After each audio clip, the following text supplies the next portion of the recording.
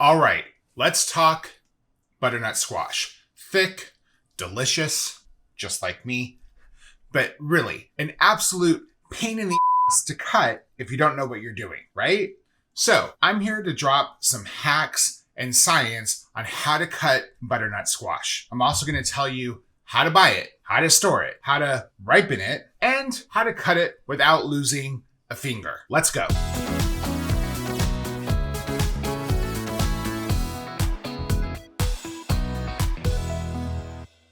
Okay, so the easiest and safest way to cut butternut squash is the rocking method. That's because the squash is not here to make your life easy. Am I right? Here's how it works and why it slaps. Trust me, you're gonna love this method. Okay, so you wanna place the squash on a flat, steady cutting board.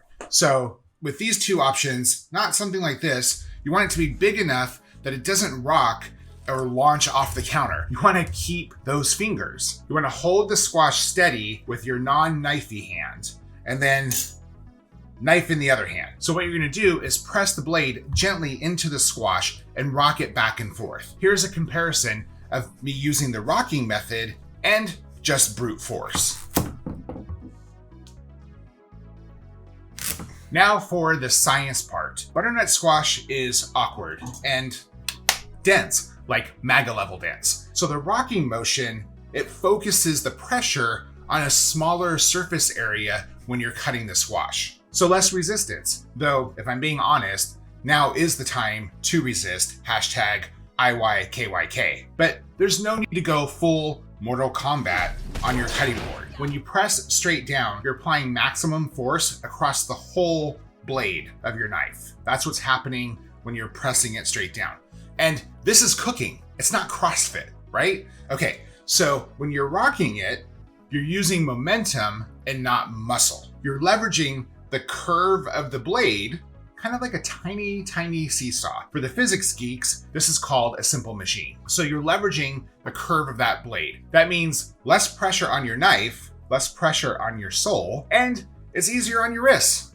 I mean, I gotta protect these. They're a little limp. And less pressure means you're less likely to slip when slicing the butternut squash, which means more precision, more control.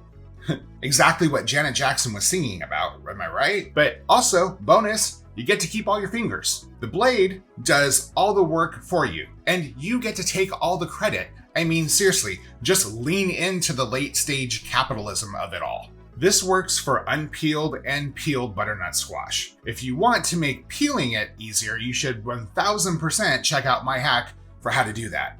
Check that out. How to buy it, how to store it, and how to ripen it. That's what we're talking about now. Okay, so here's how to buy a butternut squash. When it comes to picking a good squash, weight is where it counts. Grab a few that look the same and go all like Goldilocks on them.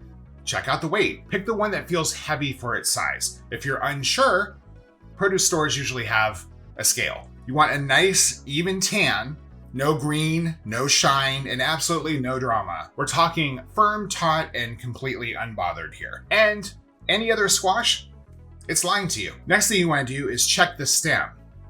You want it dry and firm. That's what you're looking for. Dry and firm stem. Moist or mushy?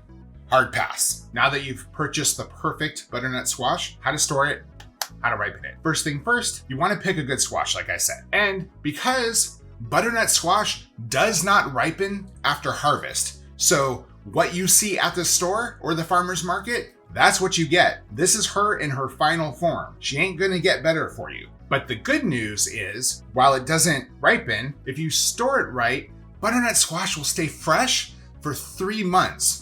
Low drama, high shelf life. Yeah, love that.